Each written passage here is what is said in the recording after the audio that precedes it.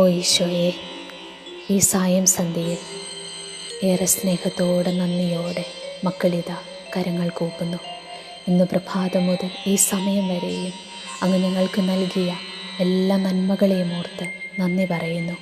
ഈശോയെ, ഞങ്ങളെയും ഞങ്ങളുടെ ഉള്ളും ഉള്ളായ്മയും ഞങ്ങൾക്കുള്ളതെല്ലാം ഇതാ അങ്ങേക്ക് സമർപ്പിച്ചുകൊണ്ട് പ്രാർത്ഥിക്കുന്നു.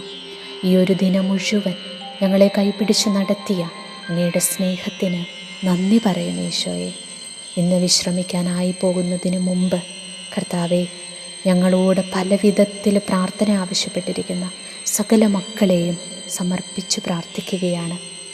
ഞാൻ ഈ പ്രാർത്ഥന റെക്കോർഡ് ചെയ്യുന്നതിന് തൊട്ട് മുമ്പായി എനിക്കൊരു കോൾ വന്നു. അതെൻ്റെ ഒരു സുഹൃത്തിൻ്റെ കോളായിരുന്നു.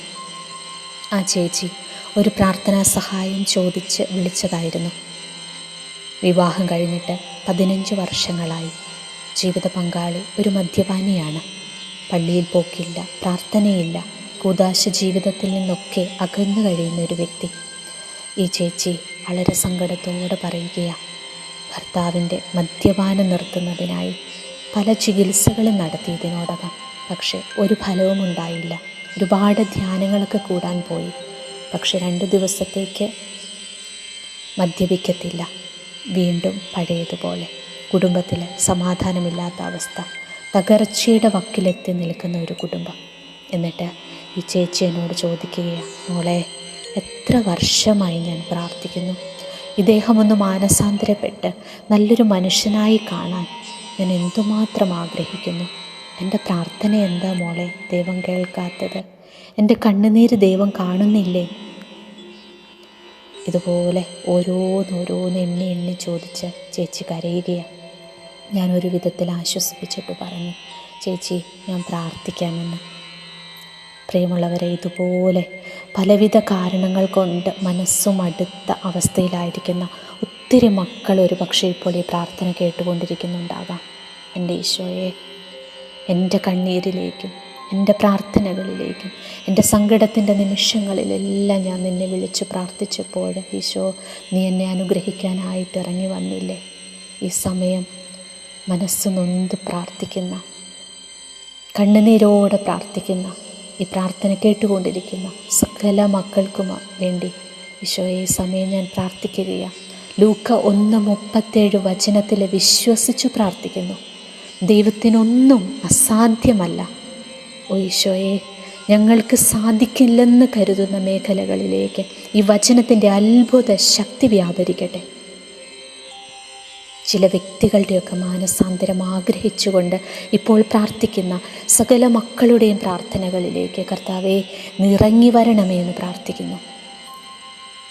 ജീവിത പങ്കാളിയുടെ മാനസാന്തരത്തിനായിട്ട് പ്രാർത്ഥിക്കുന്നവർ, മക്കളുടെ മാനസാന്തരത്തിനായിട്ട് കാത്തിരിക്കുന്ന മാതാപിതാക്കൾ, പ്രിയപ്പെട്ടവരുടെയും കൂടപ്പിറപ്പുകളുടെയും ഒക്കെ മാനസാന്തരത്തിനായിട്ട് പ്രാർത്ഥിക്കുന്നവർ, ഈശോയെ, വർഷങ്ങളായുള്ള അവരുടെ കാത്തിരിപ്പിൻ്റെ മേൽ തമ്പുരാനെ നീ ഇടപെടണമേ എന്ന് പ്രാർത്ഥിക്കുന്നു. കഠിന ഹൃദയരായ മക്കളുടെ ഹൃദയങ്ങളെ, ജീവിതങ്ങളെ ഈശോ ഈ സമയം നീ തൊടണമേ എന്ന് പ്രാർത്ഥിക്കുന്നു. വിശുദ്ധ മോനിക്ക പുണ്യവതിയെക്കുറിച്ച് നാം കേട്ടിട്ടില്ലേ? സഹനത്തിനും കണ്ണീരോടെയുള്ള പ്രാർത്ഥനയ്ക്കും അർത്ഥമുണ്ടെന്ന് കാണിച്ചു തന്ന വിശുദ്ധയാണ് വിശുദ്ധ മോനിക്ക. നിരന്തരം ദ്രോഹിച്ചിരുന്ന ഭർത്താവിൻ്റെയും അമ്മായിയമ്മയുടെയും കൂടെയുള്ള ജീവിതം, മകൻ്റെ ദുർനടത്തം വഴിയുള്ള സഹനം, ഇതെല്ലാം ഏറെ സ്നേഹത്തോടെ സ്വീകരിച്ച വ്യക്തിയാണ് മോനിക്ക പുണ്യവതി. ഇവരുടെ മാനസാന്തരത്തിനായി ഈ അമ്മ നിരന്തരം പ്രാർത്ഥിച്ചിരുന്നു. അമ്മമാരുടെ പ്രാർത്ഥന കൊണ്ടും ത്യാഗം കൊണ്ടും രക്ഷപ്പെട്ട എത്രയോ മക്കളാണ് ഇന്ന് നമുക്ക് ചുറ്റുമുള്ളത്.